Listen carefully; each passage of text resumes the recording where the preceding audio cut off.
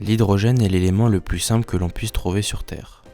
En effet, ces atomes sont constitués d'un seul proton et d'un seul électron. Ce n'est pas un hasard si l'hydrogène est le premier élément du tableau périodique. Comme de nombreuses personnes pourraient le penser, l'hydrogène n'est pas une source d'énergie, mais un vecteur d'énergie, puisqu'il est capable d'emmagasiner et ensuite de fournir de l'énergie. Comme dans le cas des piles à combustible, qui produisent de l'électricité en utilisant une réaction chimique de l'hydrogène, produisant comme sous-produit uniquement de l'eau, de la chaleur et surtout de l'électricité. Bien que l'hydrogène soit l'élément le plus abondant de l'univers, sur la planète Terre, il est produit à l'aide de différentes ressources internes, y compris les combustibles fossiles, tels que le gaz naturel et le charbon, l'eau, l'énergie nucléaire et d'autres sources d'énergie renouvelable, telles que la biomasse, l'énergie éolienne, solaire, géothermique et hydroélectrique, à l'aide d'un large éventail de procédés. On peut produire de l'hydrogène dans le lieu d'utilisation ou à sa proximité, dans des installations à grande échelle et ensuite livré au lieu d'utilisation, dans des installations de taille intermédiaire situées à proximité, 40 à 160 km du lieu d'utilisation. L'hydrogène peut être produit à travers plusieurs procédés. Les procédés thermochimiques utilisent la chaleur et les réactions chimiques pour libérer de l'hydrogène à partir de matières organiques telles que les combustibles fossiles et la biomasse. L'eau peut être décomposée en hydrogène et en oxygène au moyen de procédés électrolytiques ou au moyen de l'énergie solaire avec les procédés photolytiques. Les micro-organismes tels que les bactéries et les algues peuvent également produire de l'hydrogène par des procédés biologiques. Mais maintenant, voyons les technologies les plus courantes pour produire de l'hydrogène pour chacune de ces catégories de procédés. Les procédés thermochimiques, comme leur nom indique, utilisent la chaleur et les réactions chimiques pour extraire l'hydrogène de la structure moléculaire du gaz naturel, du charbon, de la biomasse ou même de l'eau. La réaction de reformage avec le gaz naturel est la méthode la plus utilisée aujourd'hui pour produire de l'hydrogène. Dans ce type de réaction, on utilise des hydrocarbures tels que le méthane. Le gaz naturel contient du méthane qui peut être utilisé pour produire de l'hydrogène par des procédés thermochimiques tels que le reformage à la vapeur et l'oxydation partielle du méthane. Dans le reformage à la vapeur ou vaporeformage, le méthane et d'autres hydrocarbures réagissent avec la vapeur à une température et à une pression élevée. Et grâce à la présence d'un catalyseur, la réaction chimique est accélérée. Les produits de la réaction sont l'hydrogène et le monoxyde de carbone.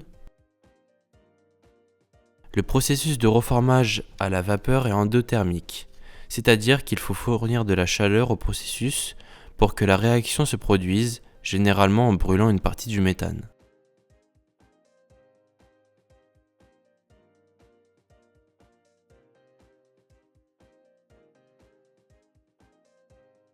Réaction de reformage à la vapeur.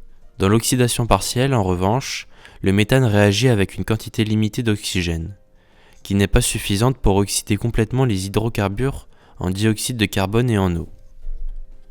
Les produits de la réaction sont toujours l'hydrogène et le monoxyde de carbone. Mais comme on peut le voir dans les réactions chimiques, l'oxydation partielle produit moins d'hydrogène avec la même quantité de combustible que le reformage à la vapeur. Cependant, l'oxydation partielle du méthane est un processus exothermique, c'est-à-dire qu'il dégage de la chaleur, raison pour laquelle il est beaucoup plus rapide que le reformage à la vapeur. Réaction d'oxydation partielle du méthane. Ensuite, dans ces deux procédés, le monoxyde de carbone et la vapeur réagissent à l'aide d'un catalyseur dans la réaction de déplacement du gaz à l'eau, pour produire du dioxyde de carbone et davantage d'hydrogène.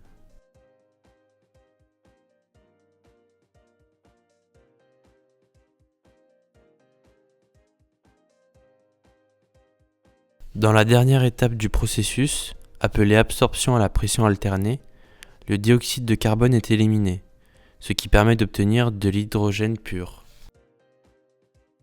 Passons maintenant au processus électrolytique, dans lesquels l'électricité est utilisée pour développer des réactions chimiques.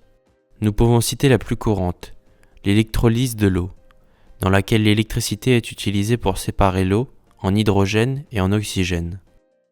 Cette méthode de production d'hydrogène peut être durable, car des sources d'énergie renouvelables peuvent être utilisées pour l'électrolyse, qui à son tour ont été produites sans émission de gaz à effet de serre. Dans l'électrolyse de l'eau, la cellule électrolytique est constituée d'une anode et d'une cathode séparées par un électrolyte, tout comme dans les piles à combustible, mais dans ces dernières, le processus qui se déroule à l'intérieur est exactement inverse. Dans cet électrolyseur à membrane à électrolyte polymère, l'électrolyte est constitué d'une matière plastique solide et spéciale. L'eau réagit avec l'anode pour former de l'oxygène, des ions hydrogène chargés positivement, qui se déplacent sélectivement à travers la membrane à électrolyte polymère vers la cathode. Des électrons qui circulent dans un circuit externe jusqu'à ce qu'ils atteignent eux aussi la cathode. Quand ils atteignent la cathode, les ions hydrogène se combinent avec les électrons du circuit externe pour former de l'hydrogène gazeux.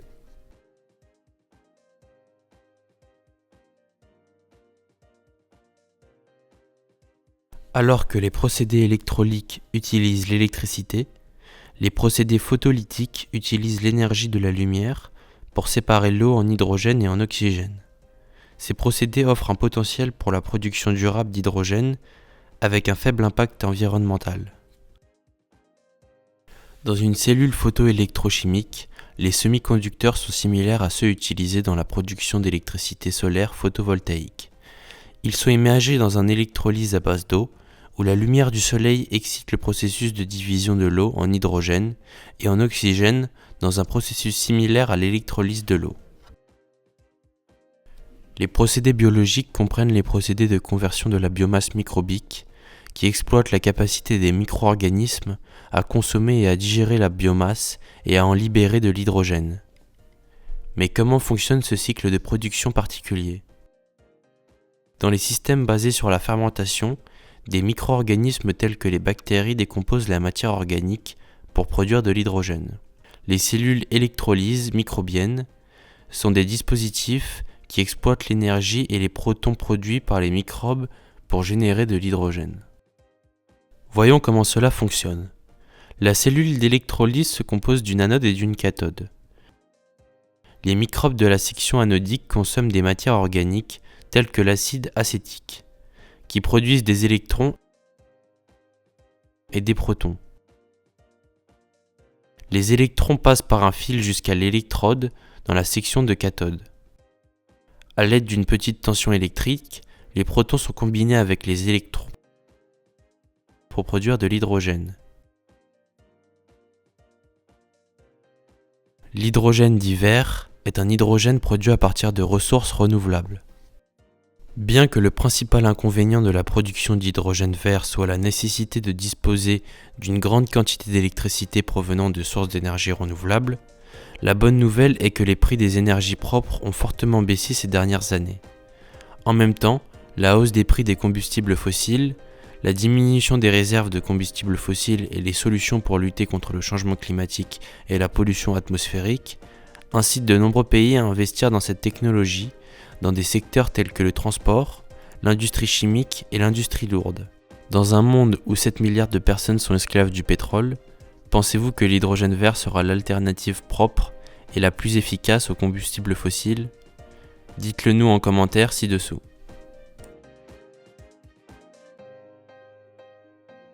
Si vous avez trouvé cette vidéo utile, faites-le nous savoir avec un like et un commentaire. Vous pouvez aussi partager la vidéo et n'hésitez pas à vous abonner à notre chaîne. Vous pouvez visiter notre site jacecompany.com pour connaître nos prochains projets.